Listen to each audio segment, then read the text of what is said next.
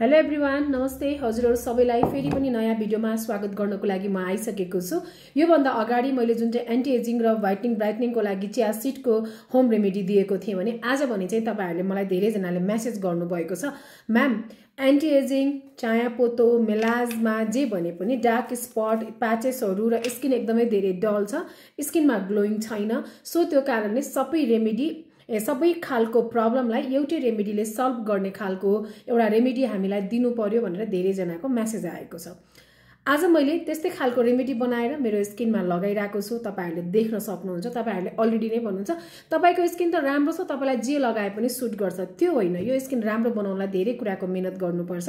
मैले यसमा के मिक्स गरेको छु भन्दाखेरि चाहिँ चामल है, 1 चम्चा चामल, तपाई अलि धेरै चाहिँ गर्न चाहनुहुन्छ भने 2 चम्चा चामल, यस्तै गरेर तपाईले 2 चम्चा चामल लिनु भएको छ भने 2 चम्चा फ्लेक्स सीड यानी कि आलसलाई पनि 2 चम्चा लिने र यस्तै गरेर तपाईले चाहिँ यो आल्मोन्डलाई पनि तपाईले चाहिँ 10 देखि 12 वटा लिने। यो तीनटै चीजलाई एकै ठाउँमा मिक्स गरेर मिक्सरमा मज्जाले पाउडर बनाउने र पाउडर बनाएर यसरी बिर्को लाग्ने भाँडामा तपाईहरुले चाहिँ स्टोर गरेर राख्न सक्नुहुन्छ। मैले अलरेडी नै बनाएर स्टोर गरेर राखिसकेको छु र यसलाई प्याक बनाउनको लागि तपाईले डेली नै यो प्याक लगाउनु पर्ने हुन्छ। यस्तै गरेर तपाईले यो चामल, आलस र बदामको पाउडर 1 चम्चा, यस्तै गरेर भिटामिन ई, मसँग चाहिँ भिटामिन ई को सीसी छ, तपाईहरुले क्याप्सुल किन्न सक्नुहुन्छ। मेडिकल स्टोरमा गएर ग्रीन कलरको भिटामिन ई क्याप्सुल किनेर ल्याउनु होला, एउटा भिटामिन ई को क्याप्सुल।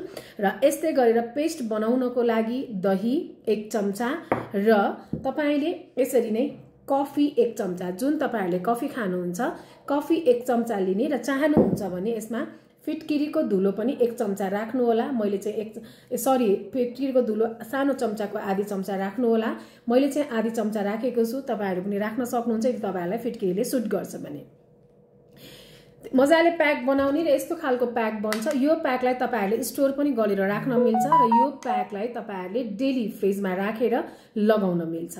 र यो चाहिँ तपाईहरुले डेली लगातार गर्न पर्यो। तपाईले 10 देखि 15 दिन लगातार गर्दै जानुहुन्छ भने तपाईको स्किनमा अटोमेटिकली चेन्जेसहरु देखिन थाल्छ। स्किन एकदमै राम्रोसँग ब्राइट बनाउँछ, तपाईको चाहिँ दाग धब्बाहरु पनि कम भएको फिल हुन्छ, तपाईलाई स्किन मजाले ग्लोइङ गर्छ र तपाईको सानो सानो फाइन लाइनहरु पनि रिड्युस भएको चाहिँ तपाईलाई फिल हुन्छ।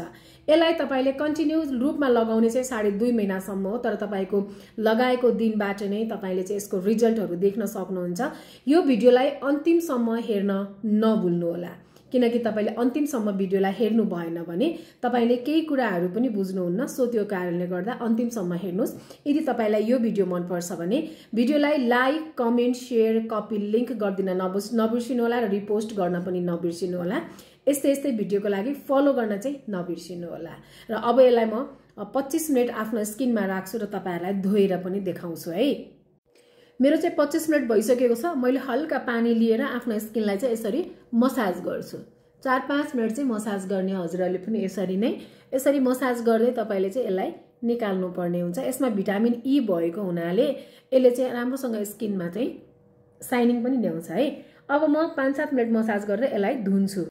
मैले मुख पखालिसकेको छु। अब भने चाहिँ म आफ्नो नाइट केयर रुटिन गर्छु। तपाईहरुलाई अर्को भिडियोमा पनि देखाएको थिएँ मैले के प्रोडक्ट लगाउँछु भनेर हैन, मैले मुख पुसिसकेको छु। अब म लगाउँछु टोनर। यो पनि ब्ल्याक स्नेल, कालो चिप्ली किराबाट बनेकै टोनर हो। यसले पनि एन्टी एजिङ र ग्लोइङको लागि एकदमै राम्रो काम गर्छ। मैले टोनर लिए, यसरी म आफ्नो स्किनमा मजाले लगाउँछु।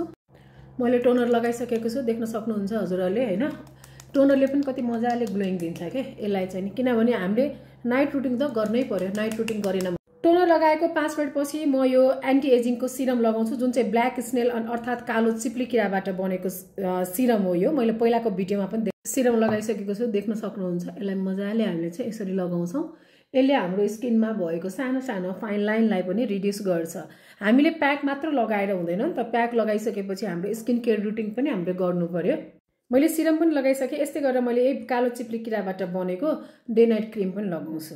यो चाहिँ मेरो बिहान बेलुकाको दुवै टाइमको क्रिम यही नै छ। बिहानमा चाहिँ म यसको माथि सनस्क्रिन लगाउँछु भने बेलुकामा चाहिँ यो लगाएर म सुत्छु। हेर्न सक्नुहुन्छ कति मजाले यसकोबाट चाहिँ नि हजुरको के भन्छ स्किन टल्किन्छ। असाध्यै राम्रो छ यो। सानो सानो फाइन लाइनलाई मैले क्रिम लगाइसकेको छु, तपाईहरुले देख्न सक्नुहुन्छ। यसले यसरी नै दिनभरि हाम्रो स्किनमा ग्लो लक गर्छ र रातभरिमा हाम्रो स्किनलाई रिपेयर पनि काम गर्छ। यो क्रिमको प्राइस भन्न किन डराउनु भएको भनेर भन्नुहुन्छ, मलाई के को डर?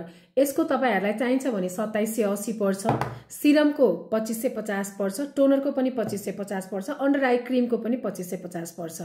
तपाईहरुलाई चाहिन्छ भने मलाई सम्पर्क गर्न सक्नुहुन्छ, चाहिँदैन भने दुःख नगर्नु होला। र तपाईहरुलाई आजको भिडियो मन परेको खण्डमा भिडियोलाई like, comment, share, copy link गरिदिन नबिर्सनु होला। मेरो रेमेडी पक्कै पनि ट्राई गर्नु होला। मेरो रेमेडी तपाईहरुलाई असाध्यै र धेरै राम्रो काम गर्नेछ र तपाईहरुको साथीभाइलाई पनि यो रेमेडी शेयर गर्न नबिर्सनु होला र भिडियोलाई शेयर गर्न पनि नबिर्सनु होला।